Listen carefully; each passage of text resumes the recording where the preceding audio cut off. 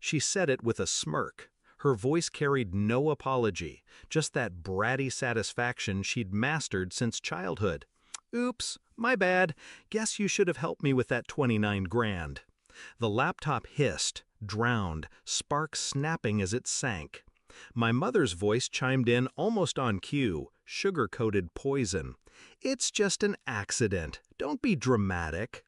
Accident. That word burned. I looked at the ruined machine, years of work wiped out by her petty tantrum, and I smiled. Not outwardly, inside, quiet, sharp, and cold. Because in that moment, I knew exactly what I'd do. We grew up under the same roof, my sister and I, but it always felt like different houses. Mine was built on discipline, late-night studying, scraping for scholarships, clawing for a life. Hers was built on excuses, every failure cushioned, every mistake smoothed over by our mother's indulgence. When she tanked her grades, it was creativity. When she maxed out credit cards, it was just exploring. When I said no to giving her money, it was betrayal. And when she drowned my laptop, my mother siding with her wasn't new, it was tradition. Still, I didn't yell, I didn't threaten, I let the silence settle. I let them think they'd won. But that night, when the house was asleep, I made a few calls, changed a few passwords, opened a few back doors into systems my sister never knew I had access to. Because here's the thing, while she partied and posted, I built. My laptop wasn't just a machine, it was a vault. And in it, among my own work, I'd quietly collected everything about hers. She called it a business idea, but I knew what it really was, an MLM scheme, already bleeding her credit dry. She'd begged me for $29,000 like it was pocket change. When I refused, she muttered that I was selfish, that I owed her. So I owed her. Fine, I'd pay in full. At 6:15, she woke to screams. Not mine, hers. Her phone exploded with alerts, bank accounts frozen, credit cards declined. She ran down the hall, mascara smeared, waving her phone like a weapon. "What did you do?" I sat at the table, coffee steaming, calm. "Check your email," I said. She did. Her eyes widened.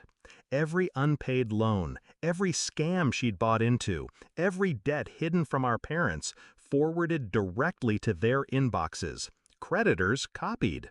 Her business partners were CC'd too. The glossy lies she'd told them laid bare with receipts. She dropped the phone, her hands shook.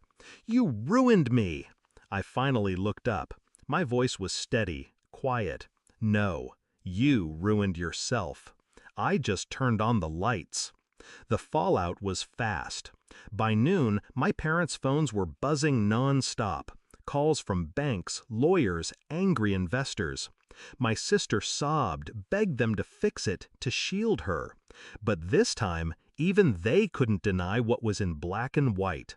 Their golden child wasn't creative. She was reckless, a fraud, a parasite. And I was the one who had proof.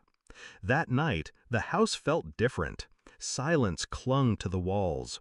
My mother didn't defend her. My father avoided her. She tried to corner me in the kitchen, voice raw. "You destroyed my life. For what? A laptop?"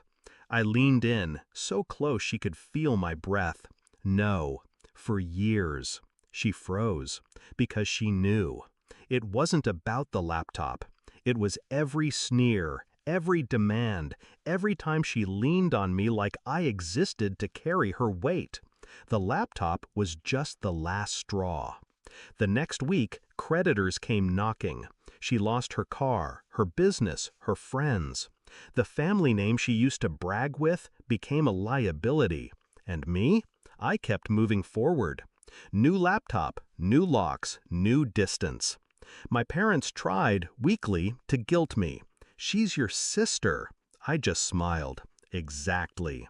Funny thing is, revenge wasn't loud. It wasn't a scene. It was quiet, methodical, precise. like chess.